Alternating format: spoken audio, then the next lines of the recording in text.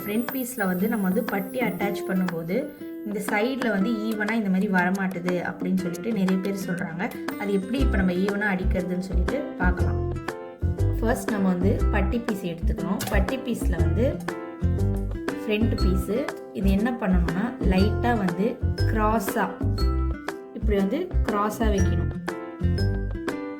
அதே மாதிரி வந்து இன்னொரு பீஸு இப்படி க்ராஸாக வச்சுட்டு நம்ம அடிக்கும்போது என்ன ஆகும்னு சொல்லிட்டு பார்த்தீங்கன்னா கரெக்டாக இந்த இடத்துல நம்ம அடிக்கணும். அடிச்சுட்டு நம்ம திருப்பும்போது ஸ்ட்ரெயிட்டாக நமக்கு கரெக்டாக வந்துடும். இப்போ நம்ம அடித்து பார்ப்போம் எப்படி இருக்குன்னு.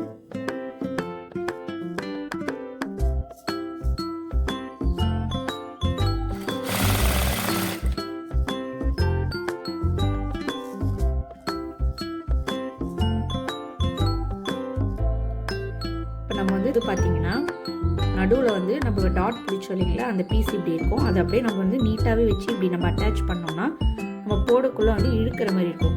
ஸோ நம்ம இதை வந்து எப்படின்னா இது வந்து தையல் அடிச்சிருக்கோம். அந்த தையலை பார்த்த மாதிரி இந்த கார்னர் இருக்குங்களா, இந்த கார்னர் எடுத்து அந்த தையலை பார்த்த மாதிரி இப்படி ஒரு மடிப்பு மடிச்சிடணும். மடிப்பு மடிச்சுட்டு அதுக்கப்புறம் வச்சு தைக்கணும். அப்போ தான் வந்து நம்மளுக்கு வந்து உள்ளே வந்து இழுக்காது, நல்லா வந்து துணி கரெக்டாக வந்து ஃபிட் ஆகும்.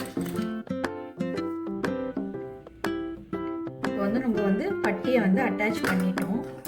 அதே மாதிரி வந்து நம்ம எப்பவுமே பட்டி அடிச்சுட்டு சின்னதாக அர்க்காத் போட்டுட்டு அதுக்கப்புறம் திருப்பணும்னா நல்லா அழகாக ஷேப்பாக இருக்கும்.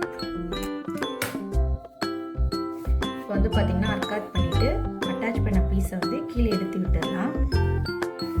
இது வந்து ஃப்ரண்ட் சைடு நமக்கு இந்த மாதிரி வரும். இப்போ பேக்கில் பார்த்திங்கன்னா அதே மாதிரி நம்ம வந்து எப்படி தையல் அடித்தோன்னே தெரியாது.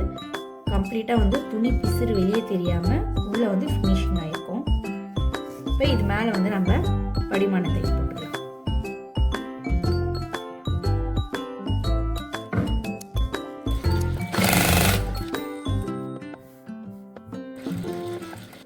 பட்டி வந்து அட்டாச் பண்ணிட்டோம். இப்போ பட்டி அட்டாச் பண்ணோன்னே இப்போ எப்படி ஈவனாக இருக்குன்னு சொல்லி பாருங்கள். இதே மாதிரி அடிச்சிங்கன்னா உங்களுக்கும் ஈவனாக வரும்.